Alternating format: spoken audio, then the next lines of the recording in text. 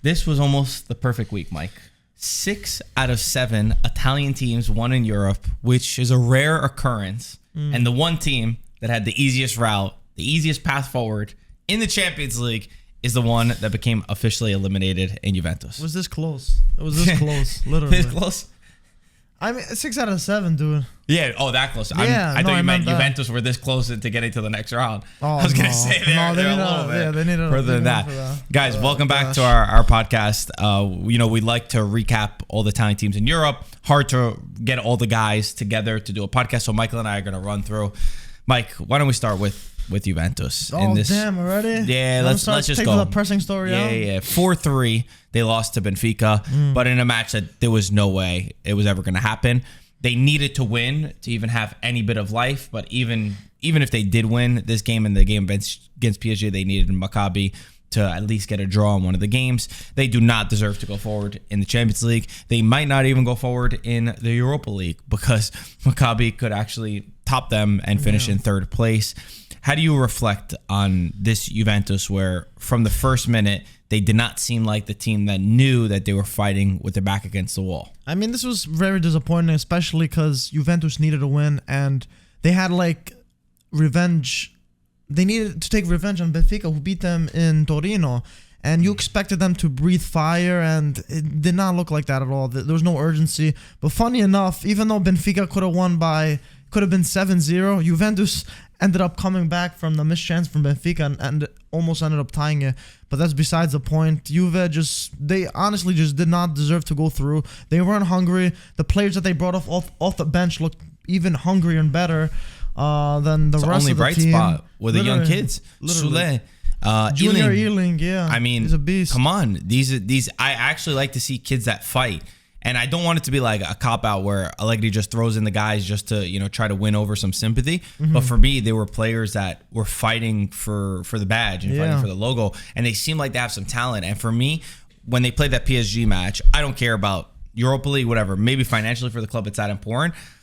I want the young kids to play. And it's not even just because I don't care because the Champions League is already out. Also, I think that they have a better shot at actually doing something than anything else. Agree. And I'd rather give them the experience and give the guys who lost 4 out of 5 games in the Champions League, which is the first time for Juventus. I mean, it is a disgrace all around. I saw some people say that it was a tough group. I don't care that it's PSG. I don't care that Benfica did well. This was a group that if you are Juventus, the amount of money that you spend, the expectations of the club, whatever your form is, you have to at least pass through to the next round.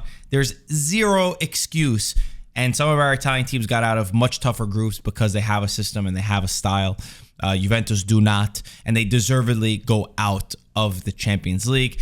The worst part, I think, is guys, a little break from the podcast from our sponsor, OneFootball. We hope you guys picked up the Strikers pack that just ended, actually. If you didn't get your hands on it, you're missing out because there's some amazing goals from some amazing players from the 90s. But still back to current Serie A, right, Marco? Yes. What do we got from there? Guys, be ready.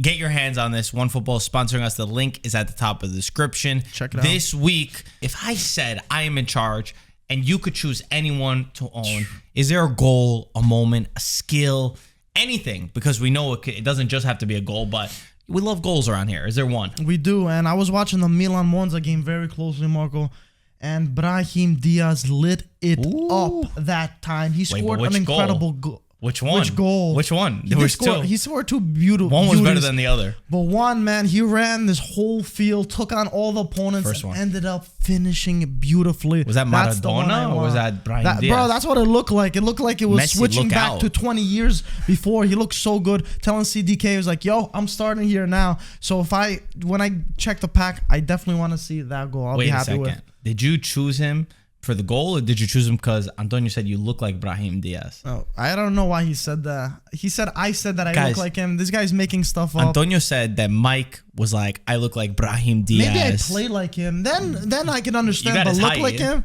Yeah, I got his height, bro. Guys, comments below. Yeah, but you're neither one of them, Mike. Comment below. Does Mike look like Brahim Diaz? Mike is apparently begging to look like him. This is according to Antonio. Antonio, we don't know. Antonio's drinking too much. I'm going to tell you one that for me was even better for the significance of this goal. and it's Osimhen. Osimhen's goal against Roma, the game winner, the curler, the angle, the moment, the fact that he had been doing poor before. He missed a one-on-one chance. He had this one slight opportunity against Chris Smalling, who had been really good even all season, and he scores a goal to make Napoli win and to cement their place at the top of the table. You go and win a Scudetto for moments like these. These are the ones that you'll remember and look back and say, wow, that was so important against a tough Roma side. I would love to own that Osimhen moment, just because when Napoli go on to win the Scudetto, I'll have it in my collection. Maybe we can trade for that one. That one I will not trade. I'm going to keep your boy Brahim Diaz, that your little look-alike action figure. Maybe if I get another goal or a nice little assist or something, maybe we can trade on that one. Nope. But guys, make sure you go into the link in the description below. No one brings you closer to Serie A than OneFootball. Thank you for sponsoring the podcast. Now let's return to the show. You know, there's sometimes that you can find a club and they're building something, right? They're building a project, and you could see slight changes, or you could see something in the future, and you're like, all right, you know what? We went out of the Champions League, but I know that within a year's time, we're going to be in a better position to go further. I feel like that's sort of the worst part, is that it's not like they're even growing to something. They're still growing towards this plan of uncertainty. What happens with Allegri? Because, I mean, he's got this like golden ticket. I don't know what he has on Agnelli, but the guy cannot criticize him for whatever he does, and he's not going to get sacked. It's clear that he's not going to get sacked, at least until the World Cup break. But the season is already basically ruined. The only thing is to just save it from being a complete disgrace and not getting top four, which when you look at the Serie A table, that's even more competitive than anything else. That's a concerning part, to be honest, because a few weeks ago, we thought that Allegri would lose his job, losing to Maccabi and these terrible results just altogether. But now with this loss to Benfica, it doesn't seem like he's going anywhere. And the Juventus board are really sticking to their word on he's staying to the World Cup, whatever happens. And so much is happening, and and I was so shocked. Because, a lot of times they just say it just to keep everyone quiet, but they really meant it. Allegri's not going anywhere, even if he loses all the games. There's no good alternative to that. So now it's just a weird, sticky situation where you got your back against a wall. Not sure, for Juventus fans' sake, you don't know if you want Juve to win games or not, because you're not even sure if Allegri's going to go or not. So you're not sure if it's better to lose games or in the long run not make top four. Of course it's not. It's not, because what the whole case is. That was what we have been talking about when I think I was here with you when they were losing to Maccabi, and you were like, oh, don't worry, Allegri is going to go. And I was like, dude, the thing is, I don't think that that's actually true. Which is crazy, they still are not able to find an alternative. Obviously, the guy that would unite everybody is probably Zidane. And I asked Henry, I put Henry on the spot, and I said, yo, can you call your boy? He said that he thinks that he's waiting for the France job. So could you blame the guy? No, absolutely not. That pretty much limits all good options. And we've been through this with Tuchel. I don't think Juventus will go for a coach like Thomas Tuchel. Montero promoted from the senior team. But either way, this is not something that is even in the conversations. Juventus have an important game against Lecce in this weekend, and every game from now, they need to focus and they need to try to get back on track and just pray that once Chiesa, Pogba come back, it's embarrassing to say, but they have to rely on those players to even do anything within their season. Let's move on to the good. This is why I wanted to start out with to the Juventus. Greener side, right? The better side of things. Yeah. The teams that made me so damn proud. And I know we said we were going to go in order, but I'm sorry, I'm mixing it up, because when I speak about pride, I'm talking about this team and I'm talking about Inter. Wow. Because they from Tuesday we jump on Wednesday. So happy. Yes. We jumping days. We could do whatever we want. We got a time machine. There's nobody speaking in our rear. Nice. We're good. We go for it. They made me so happy, because this is an Inter side that right when they got into this group with Bayern Munich and Barcelona, everyone already counted them out. I remember when we did our predictions, I said they will get into second place, and Inter beating Victoria Pilsen, they got in. No, they do. I'm so freaking happy for them. They got the job done against Barcelona in 2 games. They got 1 win and 1 tie, and that second tie, they deserve to even get a little bit more out of that, in my opinion. They play a good style. They've put things together. They went through a tough moment. The players backed their coach. They backed Inzaghi. They all got together. They stopped complaining. They stopped arguing, and they played football the way that they know how. And then Lukaku comes back into shape, scores a goal right off the bench, kisses the badge. This is an Inter side that really, for all my Italian teams, I'm going to say this, for the teams in Champions League, I think that if you could avoid the Man Cities and the Real Madrids and the Bayern Munichs, which I know this is tough, obviously, right? For Napoli, easier because they'll finish in first place, most likely. You avoid those three, I really see Inter, Milan, and Napoli on par and beating anyone that they come across. Because it's more about the style. And I felt this before the group stages. That's how I felt about Inter. I said if any Italian team had to get into this group, I wanted it to be Inter. They showed up, and I really think going forward, they can do very well in the Champions League if they avoid one of those three. Yeah, this is a big one. First of all, once you go into the knockouts, it's always going to be, literally a pick of the hat of who you're going to get. So you can get lucky, you can get unlucky. It happens all the time. But, that stuff aside, Inter played very good, very convincing win. And in Champions League, they've held their own very well. And without their star striker, Lukaku, Lautaro, for the most part, has been playing well for the Champions League. He's been carrying a lot of weight, a lot of pressure. For the most part, he's been delivering. Bastoni's been very good as a center back, sending in so many balls. All guys that started bad. Yeah, they both, like, mentally, I think they were just a little bit off. And Lautaro goes up; he has his ups and downs for sure. And he's kind of one of those strikers, in my opinion. He's streaky. When I first saw Lautaro, I didn't like him that much. Then I really grown to appreciate him because I like the fight and I like the energy. The thing is, he has his downs, and when he's down, he just keeps going there, and he needs something to pop up, and then that's when he shoots. For sure. Shoots for the stars. The good thing about this is, though, they've done pretty well without Lukaku. Now, since Lukaku came in, scored a goal, and if you can quickly gel in with the team, I think they can really build something special over here with Inzaghi. Because we know 2 seasons ago how well the Lautaro-Lukaku partnership has done. And Lautaro has grown as a player tremendously from the time that they were together 2 years ago. And their biggest Achilles heel, which is missing Brozovic, which, in my opinion, always put Inter in danger. Inzaghi created Hakan to play in this position, which he looks unbelievable. I mean, at times, I'm not... Yeah, at times better, even better than Brozovic. Sometimes you forget about Brozovic. He's going to have to go back into his position once Brozovic comes back. But just to have that ability to put them there, to put this player there, I think it's also a sign for Inzaghi, who, by the way, he got this Inter out of the group stage, which is not a thing that... I know we love Antonio Conte. He's not a perfect manager, and especially in the Champions League, that's one of the faults that you have to kind of accept with Conte, is that he doesn't have this great record, and until he proves us wrong in Europe, we kind of have that over him. Inzaghi has come in, for me, with the right style, always with the right attitude in these games, sometimes unlucky, but he gets him to the next round, and I think that that's one of the upgrades that we've seen with him. So very happy for him, very happy for this Inter side, and they can be dangerous. They are going to start clicking. Anyone who's counting them out, especially in Serie A, for me, they're still going all the way. Even though Lautaro's playing mind games and saying they lost too many points, right? Yeah, that's 100% a mind game. Yeah. And how do you think that the Xavi watch party was during this game? How do you think it looked? They put the corks back in their champagne and all that stuff. Did they really think that Inter was going to lose to Victoria Pilsen? Nah, I think it was more of hope and praying. But the funniest thing about Xavi, I love Xavi as a player, don't get me wrong. But my gosh, his post-match press conferences, every time saying that they deserve more. Yo, you lost like every match. They got smacked how many times? Yeah. They lost to Inter. They tied. They lost to Bayern Munich twice. Yo, and every time it was always, we play better. We play better. I think he's just annoyed because he was there for the glory days and he's kind of holding on to the past a little bit. I don't blame.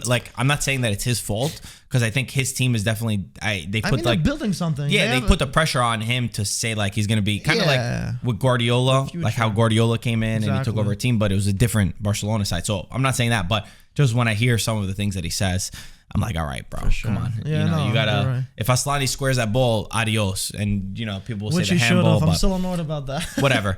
Let's go on to Milan, another team that made us proud. They're still not officially qualified, but I really believe in their hopes, in their chances for this match. Chelsea, I think that they will win in their return leg. They are fighting. Everyone is fighting. This group was a lot tougher than I think all of us thought. And this game in Dinamo Zagreb could have been a big problem because Dinamo at home is a tough team. Dinamo at home had not lost in the Champions League since 2019 against Manchester City. They have not lost. And to lose at home in the fashion that they did is really a good feat from Milan. Leao scored a sensational goal. Brilliant. And I'm happy for Milan. Again, they're in a tough moment. There had so many different players injuries from Mayan. Obviously, Ibrahimovic is another guy that's been injured. Their back line has been torn apart. Tomori was suspended. But they never complain. They always find solutions. And this was just another example of being able to find solutions and win games when it matters. No, for sure. And I think Milan in Serie A, I still think they're different beasts in Serie A in Europe. But I think that's okay because Europe... What do you mean? What do you mean by that? Because I feel like Europe, they're still trying to build up that European DNA that they once had. So it's not going to be as easy. In Serie A, it's a different league right now compared to the Champions League in terms of the quality. Just like, Champions League is above all, but it's much harder. The teams there, I feel like they care less of the name. So I feel like you have to play even harder than you have to do in Serie A. And I feel like Milan slowly understanding that compared to last season where they bowed out of the Champions League.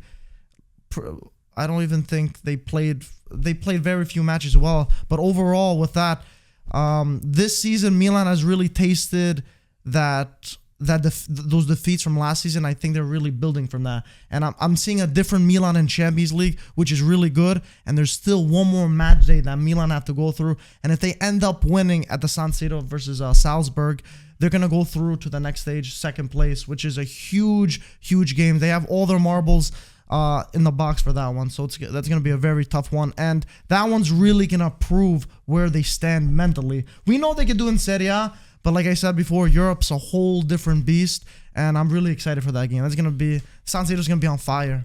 Yeah, I think that they definitely got caught last year with lack of experience from some of the players in the Champions League. There's players who have not played in those kind of high pressure moments and they haven't been able to balance it. I think for Milan too, it's about getting out of this difficult moment of having players injuries, just get to the next round, because then I've always seen the Champions League as kind of like two tournaments. It really switches, and now more than ever with the World Cup break that's going to stop us in November, I think that if you could get through this round where a lot of our teams have struggled a little bit in terms of the fitness reasons, and you could get to this end point where you're able to pick up different players in January, you're able to get more time working with them. Also, certain teams are going to benefit. Our teams will benefit a lot, like Napoli, who don't have as many players going into the World Cup. Also. Milan as well. That's going to help them a lot, in my opinion. Sure. And maybe that could be the catalyst that actually helps an Italian team go further. But I think that the point of the three teams that actually do well, before we move on to the last team, is that they play a European brand, a European style, which is the opposite. Look at the one team that's out and look at the three that, I know Milan's not officially qualified, but I'm saying the three that are likely going through, they play the right way. They play an attacking brand of football. They play with intensity. They play just the way that you see some of the best teams in Europe. They have those qualities, whereas Juventus has the opposite. They're very reactive. They'll play only for a few minutes. They change their shape compared to the opponent that's ahead of them. So Milan's one of those teams that, yes, they didn't have all the qualities last year. Like you're saying, they struggled, but you could see the vision. You could see that going forward. Yes, they went out in the group stage, but I was confident that this year they were going to do what they're doing. They tasted defeat, and the good thing about it is you can lose whatever happens, but you must build from that. You got to learn from your mistakes, and I see that as a perfect example for Milan from last season to this season. They're actually making some noise, and they can go on to the knockouts for the first time in a long time. So I'm really excited about that. Watch how smooth this transition is going to be. I'm already drinking my coffee because I couldn't wait. I was tired. What kind of coffee is I needed this. It was a long European week. This is SIAG coffee. And you guys know we are doing our SIAG Player of the Week. SIAG is our sponsor. Since I already have mine, I'm going to say first who my player of the week for the Italians in Europe are, and then as I make your coffee, why do you have to make my coffee? Because I'm better at making the coffee. You're better, or Juventus lost? Oh, that too. Yeah. I like how you act surprised. Honestly, I was surprised. Well, because you don't have one, so I was trying to be a nice guy. That's fair. For me, I went back and forth on who I was going to choose, and I'm giving it to Lautaro Martinez of Inter, because for me, Lautaro has a huge upside. He has huge potential. I know we tweeted out the stats. Can you find it with his goals compared to Milito? And I choose Milito in this comparison. I know people were split on this one. I choose him, but the great point about this is that he has a lot of goals for Inter at a young age, they signed him. This is his first real European team. He's got 21 goals and 27 assists in 196 games for Inter. 81 goals. What did I say? 21. My bad. 81 goals. See, I need to finish my coffee first. Milito has 75 goals and 29 assists in 171 games. Of course, Milito did it on the big stage, scoring in the treble, winning them these results. But he did come in at an experience age. I think he was 30 when he went into the team. He had already played in Italy. He joined a really good Inter side as well. And Lautaro really has had to make a name for himself. Forget about comparisons and who's better, because for me it is Milito. The point is that Lautaro Martinez has huge growth potential for Inter, and he's got that superstar level because he works hard, he puts his head down, he's got the skill. He needs to refine himself a little bit. He's a bull. But now that the team starts to do better, and when you do link him up with Lukaku and the rest of the team is clicking, I really see him as the X factor to determine how far they could go in Europe. If there's one player, a guy that could create magic, for me, it's him. That is my SIAG player of the round. Oh, Mike, that's a good one. Now, explain yours, and this is going to be a fantastic transition to the team that we're going to talk about next. Oh, boy. Marco, you took the words right out of my mouth. Marco, you did a good one with Lautaro, Milito. By the way, I asked Peter this. I feel like he's still nostalgic because he did say Milito, but, whatever. They won the treble, so it's difficult to transition from that. I understand that. But for my player of the week, I'm going to have to give it to someone that plays on Napoli. It's going to have to be Simeone. Giovanni Simeone. He got the 2 goals. He could have scored a couple more, so I'm a little annoyed with that.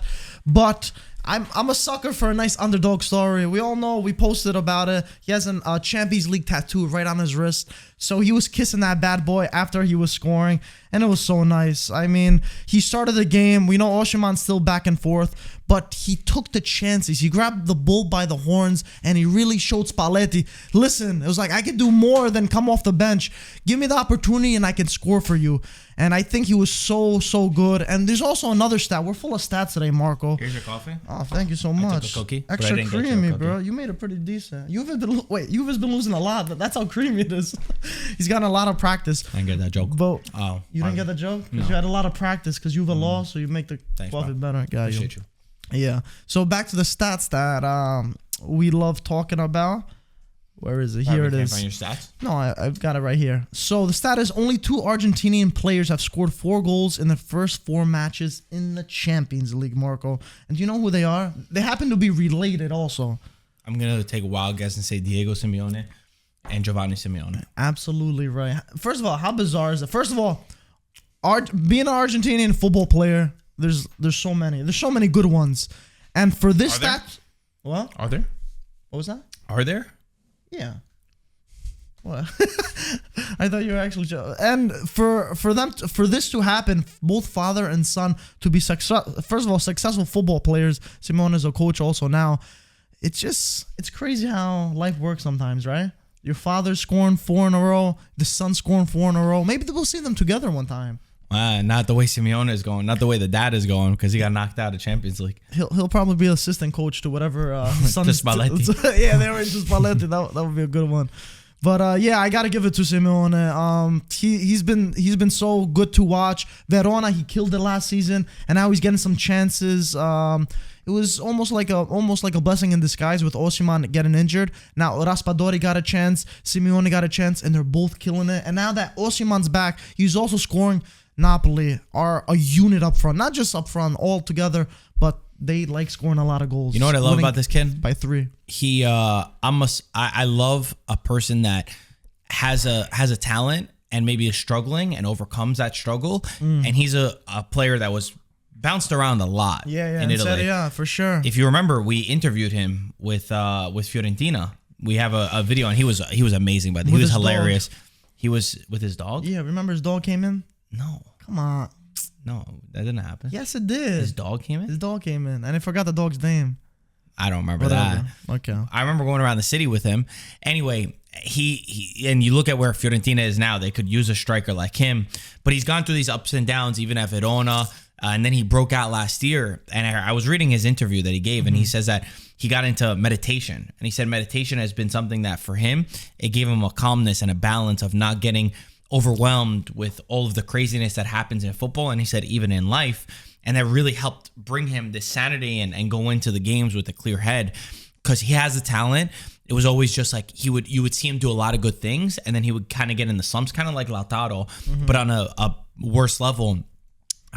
So I'm really happy for him, and he's the added factor for Napoli. Napoli just flying on all cylinders. I mean, there's a million stats that we could say about how good the team was. Once again, beating Rangers.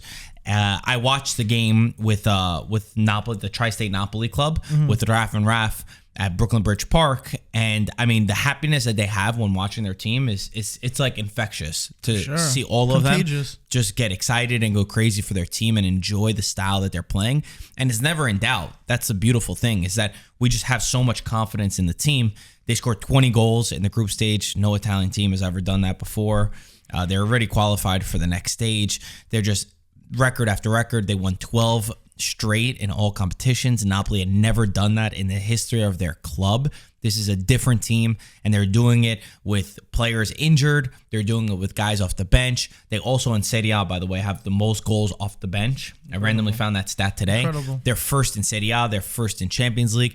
This is exactly the pride of Napoli. And Spalletti, I said Simeone, Spalletti has him working like a well-oiled machine, and he is a leader of this team. All the players respect him. And his man management of knowing when to put Osimhen, when to put Simeone. And it's a difficult position because you have three really good players in fighting for that number 9. And there's a fine line between creating a healthy competition and creating jealousy and creating, I'm fighting for my spot, screw the other guy. And they don't have that. They're all like working for each other and understand that at different moments, they'll trust Spalletti to deploy whatever helps Napoli the most. So overall, they're just unbelievable. Lobotka just gets better as the games go on. And Kim Min-jae, honestly, for real, he's a beast, man. He looks like he's chasing down prey when he goes to defend the player, because he is that intense and wants to win the ball. Yeah. He's unbelievable. He's actually unbelievable. I want to ask you a question. You've been watching calcio longer than me, so I want to ask you: have you ever seen Italian team like Napoli to compete in Serie A and Champions League like the way they're going? No, I haven't. I never seen it's because it's not about the results. I can't stand everyone just like writing the results down, because it's how they style. Do it. Yeah, the style that they're doing it's dominating performances. Yeah. It is actually insane the way that they're playing, and for me, that's a big difference. You want to say that they're going to dip. You want to say that they're going to fall off. The Napoli always falls off. It's such a lazy argument. It's a lazy argument because this team is different. I think that they don't have the battle scars of the years past. They're a new team. They have the skill. They have everything at their disposal to go all the way, and they don't have fear against any team that they play. And even when they score 1-0, they look like what Juventus should have looked like when they're winning 2-0. They're trying to score a third, a fourth, a fifth. For sure. It's part of their character. It's part of their DNA. It's a very different team than the one last year as well. Different Napoli side. I don't care about the results and the numbers. It's the style. And the style is what makes teams. The style is what will make you go further in the end. My only fear, my only reservation is the back line, because I do think that they are thin in the center back position. My fear is what happens if Kim did get injured. That's just my negative side coming out and just being worried. But finishing in first place, which they're playing Liverpool in the next match, I think they have to score like 3 goals or something. Liverpool has to score over 3 goals to be able to get there. I think Napoli will even go to win this match against Liverpool. Anyone that they play, I really believe anyone that they play, they should have confidence that they could beat them. And I mentioned those 3, which they're not going to be facing them, right? Likely. Bayern Munich, Man City, and Real Madrid. The longer that they could avoid those 3, anyone else that they come across, I actually feel that confident, and to me, that says more about Napoli than even the numbers do. No, for sure. I just want to... This is such like a dream to me, and I just don't want it to end. I really think they can continue doing this stuff, and hopefully there's not going to be any injuries for them if they keep this up, and for the players that are going to the World Cup, hopefully everything's good with that, and they continue like this in the second half of the season, because there's just so much potential for this team, and I'm excited to see them. Let's go on to Europa League. Yeah, let's go to Europa League. Take over, Mike. Lazio played Midtjylland, and they ended up winning the game 2-1 after being a goal behind, and might I add, Ciro Immobile, he's been out, but Lazio are still scoring. They're managing to do it. Milinkovic-Savic, man, he always steps up when he needs to be, especially when they got their captain out. They ended up coming back. Pedro getting the winner for this one. And now they sit tied on top of their group with 8 points, I believe. Yeah, 8 points with Sturm Graz. And they got one more game, so they're very close to qualifying for the next round over there. So good stuff for them. Very close to qualification. And this season, I think, might be a little bit different. Saying the talent teams don't really care about Europa League, all this. I think they're showing a little bit more care than they did in previous years. And that's very good for coefficient points. And just to be winning in Europe, Do me I a think favor. that's good, especially Click for here. the youngsters. Click here. Yeah. Show me the last record against them. The last time they played them. Find the scoreline in this one. They're another team in blue, Lazio, who have impressed from their style, and they give me a lot of confidence going in. Yeah, they lost. What's the score? They lost 5-1 last game. And they conceded a goal. They've conceded more goals against Midtjylland in 2 games than they did in and Serie A all alone. all season. It's different, man. This one's a fluke. It's still, the first it one, the definitely 5-1, was. is a fluke. But it is different. They have a fantastic record in Serie A, but it's hard to balance. It's hard to balance them all, and I do have a fear with Lazio. The further they go in Europa League, that eventually they're gonna have to make a decision on how serious they take the two. Yes. Once you get into the knockouts, you'll have more time to prepare. This group stage has been difficult, and the fact that they're getting this far along is a massive plus. It's a huge bonus to them. But I am scared going down the line on how they balance them off. But again, for me, Lazio, the style, the way that Sarri has this team playing, they're breaking records for how good they are in a year. And they're, again, another one that's a well-oiled machine. But same thing there. The back line still will scare me in these matches when they have to rotate, not when they have all their starters. It's those rotations that start to, I know they'll create chances, I know they'll score goals. It's if they do get an injury or if they have to rotate like they do in the Europa League, how do they fix that and how do they respond and react to that? But so far, they've shown signs that, hey, they could go through, and they're right on track to go through to the next round. Exactly. And coming back from 1-goal deficit is a big one. And moving on to the next one, talking about coming back from 1-goal deficits, Fiorentina also. Just jump into the Conference League, huh? That's right. Well, I'm doing it by time, so they play the same time. Fiorentina played Guy follows the rules. Mike's one of Başakşehir those. Here, I am. And they were losing 1-0 at the point. And someone that we criticized a lot this season, Jovic, who wasn't scoring a lot, he ended up scoring a brace and got them the big win in Florence. So they ended up winning the game 2-1. And Marco, That was an important scontro diretto. Yeah, exactly. Direct battle. But even with that, winning that game, now they're qualified to the next round. They are fighting for first place, but regardless of the result, they are through, so they can maybe chill a little bit more for the next one. And Jovic just scored too. Yeah, exactly. He's just coming off a goal. 3 goals in 2 games. So now Nice. maybe Jovic is gonna build a little, I don't know, confidence. a little confidence and see if he can bring this to the Serie A. He needs to. Because that's what For Fiorentina are Fiorentina's missing. sake. Fiorentina have not been playing very good this season, and a lot of it has been in the final third. Their goals have not been adding up. These teams are not easy to play against. I know Definitely people will not. look at their names, but they're going out there and they're on the world stage. Yes, it's in the Conference League, but still, that's a high level. Especially for Fiorentina, for some clubs. competing in 3 comps. And Yeah. I think that's the tough thing. It's like you're going up against a team that all week is like dying and waiting for this. And Fiorentina is, again, another one in a tough moment who just came off of a disappointing loss to Inter, which they didn't deserve to lose in. And it's about bouncing back and finding those moments and taking whatever you can and moving on to the next round. I always think that clubs will go through periods where they suffer, and it's when you're healthy, when the club is healthy and the team is healthy, you'll bounce back. For me, Fiorentina is a team that is healthy just because they're doing a lot of the right things. They're taking lots of shots. They have lots of amounts of possession. They have lots in their attacking third. They press well. They just have struggled to be able to score goals. And the fact that they're getting back into that and they have a player like Jovic, he needs to step up. He needs to be the guy. You're up against a wall. This is probably the last time that he's going to get a chance. If he went through, I know, what happened in Germany, then what happened in Spain with Real Madrid. He's got this shot at Fiorentina. He needs to take it. If he wants to become that prodigy that so many people thought he could be, whether the expectations were right or whether they were wrong, this is his last opportunity, or one of the last opportunities to cement yourself and put yourself back on the path. And there's no better team that he has than Fiorentina, with a coach like Italiano who puts his strikers in a position to score. So I hope it's just one of those. We're still in October. I'll be optimistic and believe that he can pull through. Especially, and the World Cup's coming through. If he wants to have a real shot in getting some real minutes for Serbia. Where's he from? Serbia? Serbia. Ew. But depends how many strikers they play. They have so much talent. I'm saying this right now. Serbia is my dark horse for the World Cup, and I don't know how more people are not talking about Serbia. I was actually with the Serbian guy yesterday. Vlahovic, Milenkovic. Bro, Milinkovic-Savic. The goalkeeper, Milinkovic. The midfielder, Milinkovic-Savic. And that was just on the top of my head. Yeah, they're actually a sick squad. They have the most Serie A players. Oh, Kovacic is Croatian, right? Yeah. Okay. They have the most Serie A players on their team. I was talking to a Serbian guy yesterday, and he was telling me that this team has the most talent that he can remember in quite some time. It'll just be about, and he said that their coach is really good. It'll be about balancing the defensive side of the game. That's where he's a little bit nervous, because he thinks that they'll be able to score goals. And I think you'll see a Milinkovic-Savic, by the way, and Vlahovic that are going to break out in the World Cup.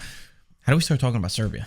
Oh, because you said talking Jovic. About Jovic. Yeah, I don't know if Jovic is going to get a shot. I'm sorry. I'm just saying, if he picks up some form, you never know. Sorry, let's move on to the next team. Roma making us proud over here, beating the Finnish team HJK Helsinki. Yes. What's the first thing that came into your mind when you saw Helsinki? Finland. What do you mean? Oh, really? Yeah. I was going to say, I thought you were going to say it. What? Money Heist. Oh, Helsinki. You gotta say with an accent. Yeah, that's funny. No, I always knew. if you like Money Heist, comment down below. Mike got you me just saw into it it recently, so it's still a little fresh on you. Mike got me into the show, and it's very good. I love Helsinki. But regardless, they were playing in Helsinki today. But Roma didn't matter. They ended up winning on artificial turf, Marco. I think that counts for extra brownie points for that one. So no complaining from Mourinho, because he got the job done. Tammy got a goal, and then also an own goal to finish it. And this group is a little complicated, Marco, because Roma, let me tell you, the groups, they got one more game left. They're not qualified just yet. They're playing Ludogorets next at the Stadio Olimpico in Rome. That's right. And if they end up winning, they're qualifying to the next round. Or if Ludogorets win, they're going to the next round. So they're gonna be fighting for blood for that last game. So we definitely got an interesting match. Even if Ludogorets tie, right? It's gonna be the thing is there's also conference league for the third automatic spots. Yeah, exactly. So it is a little. No, Roma at home is gonna win. The Ludogorets game is a slip up, in my opinion. I think they can definitely pull it off at Rome, but it's gonna be a good one for sure, because these teams are gonna go crazy for you get that Europa League money. Tammy scoring is big. That's what they need. They need him to get back on track. I tweeted it the other day about his form in the league. Last year he had 2 goals and I think it was 2 assists. This year he's got 2 goals and 1 assist, and he had played more minutes in the first season. So I know so many people have been talking about his form, and I think he's going to heat up. A lot of people are judging him extremely quick. Oh, he got figured out. Oh, this or that. I don't think so. And I think the fact that he had a lot of opportunities that he missed. He had a lot of sitters that he missed. Sure. I know people take that as a negative. I actually take that as the positive, because for me, it's like once things click and once he gets out of this period, he's going to be able to score so many goals because he's getting himself into those positions. Yes, I wish he would score more goals in the beginning, but no, I still believe in him, and I think he'll be the added factor for Roma again.